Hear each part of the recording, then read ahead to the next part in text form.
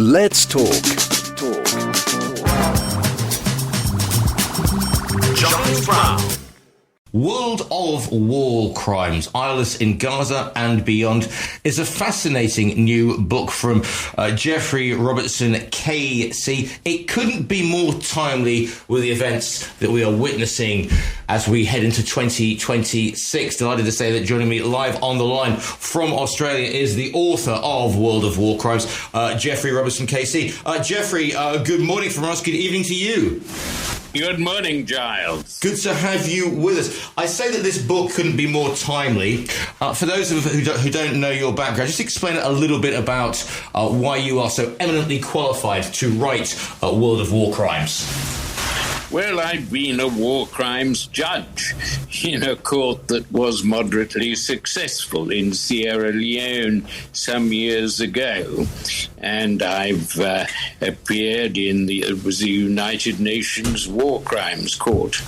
And I've followed international law, practiced international law and human rights. I've acted for people ranging from Julian Assange to Lula, now the president of Brazil, and so I've had quite an experience of the United Nations and of international affairs. And we, at the end of a year, which seemed a terrible year, I hate to think what this year will appear at the end of it, but it was a year that you couldn't turn on the television without seeing pictures of children being dug out of rubble in Congo and in Russia and in Gaza. And it made me want to, I suppose, warn the world from my own perspective as a war crimes judge that the idea of war crimes is a myth. It's really a fraud. There are no war crimes that can be prosecuted effectively, and that has been a result of the great powers on the Security Council of Russia and America and China in particular, having installed a system whereby they can veto any action by the United Nations that is contrary to their interests or to the interests of their allies such as Israel in America's case. So that is the position we are in, and it has reached, I suppose, its conclusion with Donald Trump, president of America, and hitherto occupying a role that was thought to be that of the leader of the free world, saying that he has no respect for international law, that he does what he likes. And that, I'm afraid, is likely to be the situation this year, in which the strong, America and Russia and China, do what they like, and the weak suffer what they must. And that was the law of nations at the turn of the time of Christ, when it was uttered by a Greek historian, and so we haven't improved all that much. But we do have lots of conventions about war crimes. They can be improved, they can be updated, they can be most importantly of all, they can be enforced. So I think it is, nonetheless, people say, well, if you've got this low view of war law, why is it necessary to bother about it? That's what Trump would say, that's what Putin would say, and no doubt what Xi would say were he to invade Taiwan, which has become quite likely. I think that it is still important to have standards of behavior, to have agreed standards and crime definitions of crimes. I think it is important to make it a crime to kill journalists and to kill soldiers by unfair means. I think it is important to make it a crime to drop a nuclear bomb on a city, which it's not. So there are all these ways in which war law can be improved. But nonetheless, once we've done that, it's the problem of enforcing it. And countries and statesmen that do not care about it, like Trump and Putin, make that difficult. I mean, there's the old cliche, isn't it? The history is written by the victors. In the terms of prosecuting a war crime, well, presumably, could you argue that, the statute of prosecution is again defined by the victors rather than those who have lost? Well, that was always the case. And it was even the case at Nuremberg, although I would say that it wasn't so much victor's justice, but that victory by the Allies allowed justice to be done to the authors of the genocide, the Holocaust, and that was the great advantage. But no, more recently, war crimes have been objectively, it is possible to include victors as well as the defeated in your indictment of war crimes. In my court, in Sierra Leone, we prosecuted the Minister for Home Affairs for helping the legitimate government win. He was on the right side, but he had recruited child soldiers in order to do so.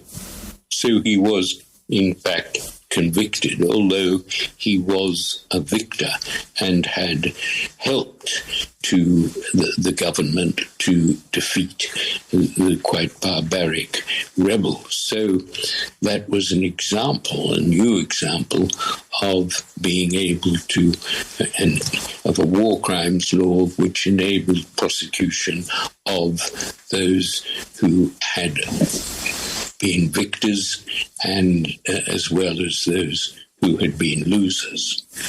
The other problem we have with this is the fact that because of the very nature of modern warfare, and I mean from basically you could argue from 1936 and the bombing of Guernica here in Spain onwards, that war crimes have always, by their very nature, war by its very nature, is now not a thing of giant armies clashing on some foreign field or naval powers battling off the Cape of Trafalgar, but they now any war now intrinsically involves civilian population, civilian infrastructure, and so therefore there will be what the Americans all would like to call collateral damage and the mass killing of civilians in any conflict, and therefore any attack can be construed as a war crime, quote unquote. Yes, alternatively, it will be called action taken in self-defense or merely collateral damage or action taken which has military advantage, which is more proportionate in the scheme of things to the death toll of the civilians. This is particularly the case with the bombing of cities and the bombing of residential areas in cities. That's where we see in Ukraine and in Gaza the greatest civilian casualties. Why is this not a war crime? It should be automatically a war crime, but it's not, because it was decided at Nuremberg that Hermann Goering would not be prosecuted for the worst example, the Blitz.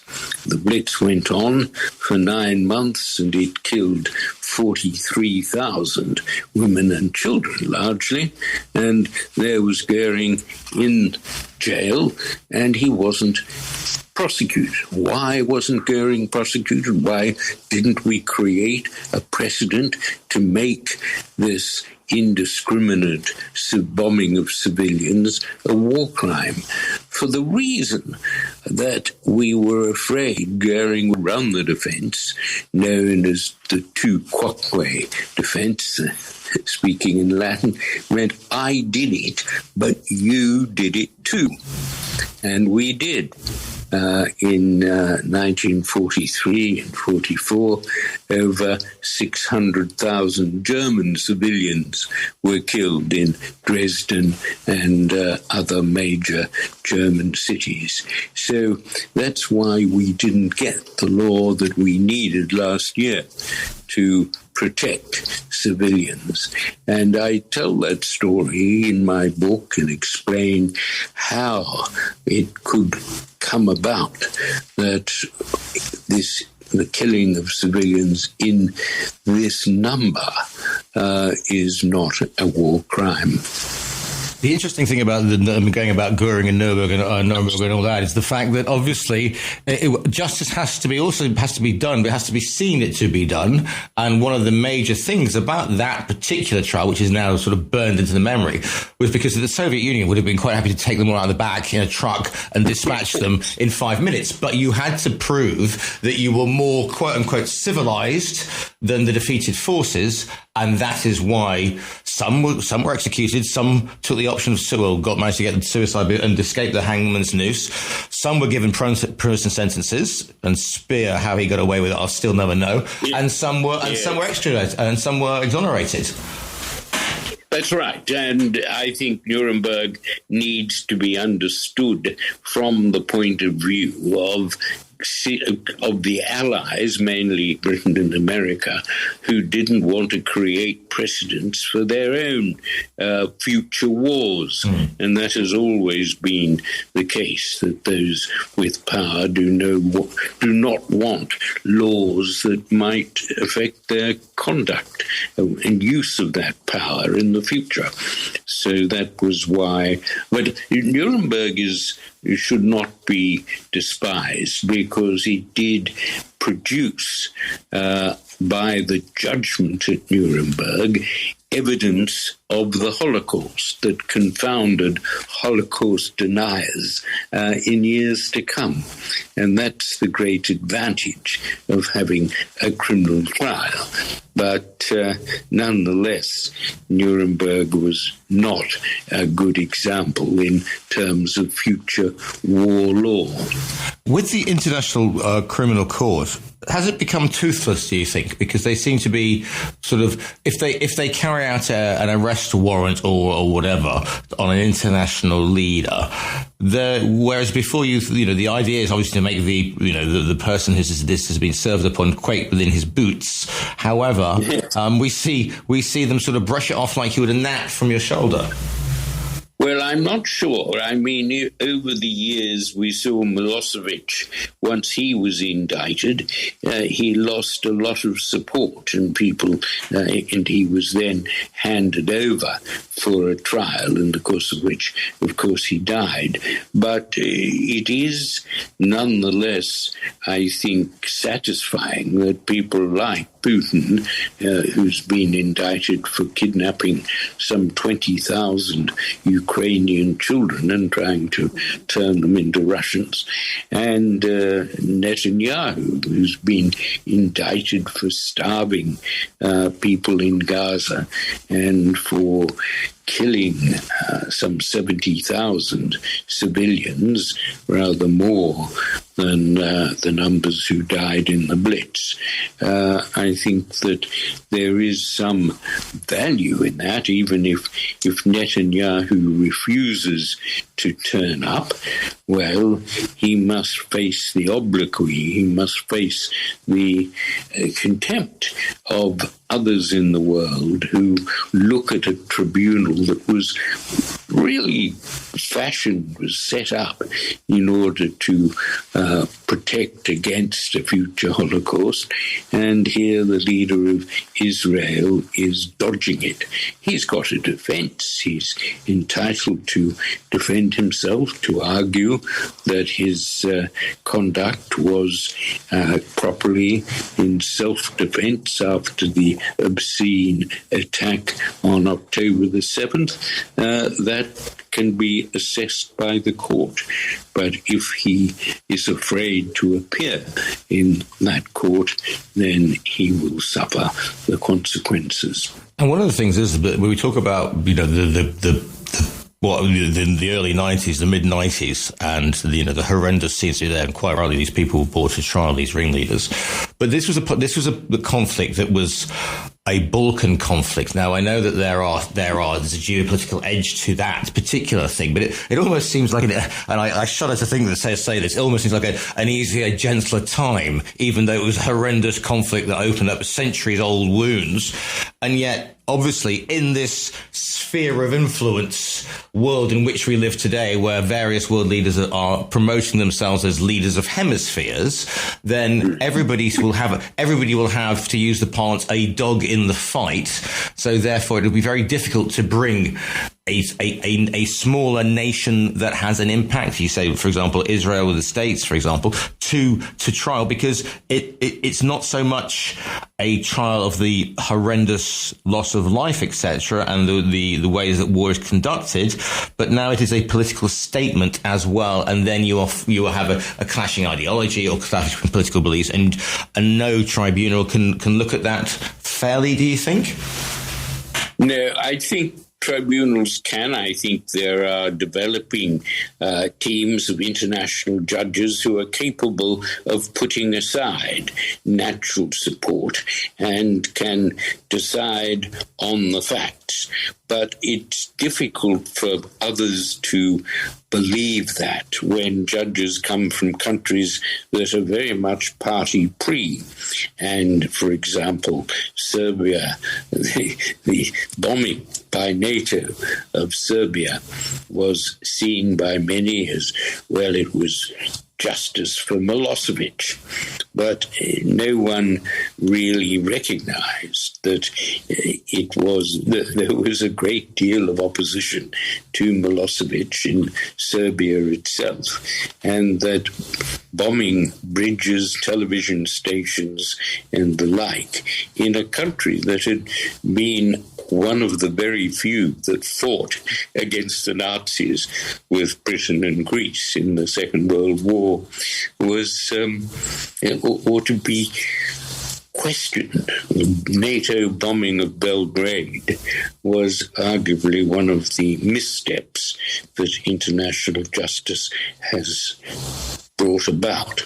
So it's not easy to decide who to support in wars that do involve international partisanship and friends and allies who sometimes, as in the case of Israel, America found itself in the last few months defending outrageous decisions made by the Israeli cabinet. But of course, it was bound to support Israel through its long history of supporting Israel. But there perhaps is the rub, because life is, we like to think, oh, Serbians bad, plucky little Croatians or whatever good, but life isn't like that, and therefore it is more nuanced. And the law is more nuanced than that in general. So alas for certain people, it's not a case of bad guys versus good guys. There are centuries of history, and no one leader is absolute. And so therefore it is facile to say, oh well, we bombed Serbia because they were basically eating the cats, eating the dogs, and whatever else. That's right. And that's why I instance this case as something that I think NATO should be quite ashamed of, its bombing of civilians in Belgrade. But it does show that often war law, people we take action against, are determined by our own country's domestic or foreign policy rather than by the facts and by the crimes that have actually been committed. When you sort of finished this and you pressed send to your publisher, I mean, there is so much. It's such a developing story, but so I suppose certain truths hold true. So, what are you hoping that people will discover or realise or be informed about by World of War Crimes? Well, I think World of War Crimes shows, for a start, that there are no satisfactory methods to enforce war crimes, for all that we invest in thinking that they're important and that they must be brought to justice. This happens very rarely. The other situation, however, that is, I suppose, responsible for it is the United Nations. And the United Nations Charter in 1945 says in terms that its purpose is to prevent the slaughter of war being inflicted on succeeding generations. And to that effect, the United Nations was constructed, but it was constructed badly, as it turns out, with the General Assembly nothing more than a talking shop, and all power reposing in the Security Council. But the Security Council, having the 5 countries that were supreme in 1945 and are now the main warmongers in terms of Russia and China and America and France and Britain. So and each of those countries has a veto. So the Security Council can't act. It can't act in relation to Ukraine because Russia will veto it. It can't act in relation to Israel, Gaza, because America will veto it. And it can't act if China were to invade Hong Kong, to invade Taiwan. It couldn't act because China would veto its action. So it's not an effective keeper of the peace, and that has to be understood. The Security Council has to be bypassed. You have to say either remove the veto from it or have another body that doesn't have authoritarian countries on it. So there's a lot of thinking and reconstructing that must be done to the world order before it's effective. The book is called World of War Crimes. It's by Geoffrey Robertson, who we're speaking to today. And if listeners, if you wish to order it, go onto our own virtual bookstore on TRE.radio, click on the front cover. And I do like a Goya painting on my front covers. Click on the front cover of World of War Crimes, and it will be winging its way to you by a well-known distribution firm. Geoffrey, if people want to follow you online or say just generally nice things to you, do you have a social media presence? Can they find you online? They can find me at my chambers, which is Doughty Street Chambers. And if they email me at care of Doughty Street Chambers.co.uk, they can get my attention. The book is called World of War Crimes. It's by Geoffrey Robertson, KC. Geoffrey, once again, it's been an absolute pleasure to speak to you this morning. Giles, very good. I'm sitting in Melbourne today in 40-degree heat and wondering about returning to my chambers in London, which seems to be under snow, on ice, or whatever. I would pack the extra thick socks. Geoffrey Robertson, thank you so much for your time today. All the best.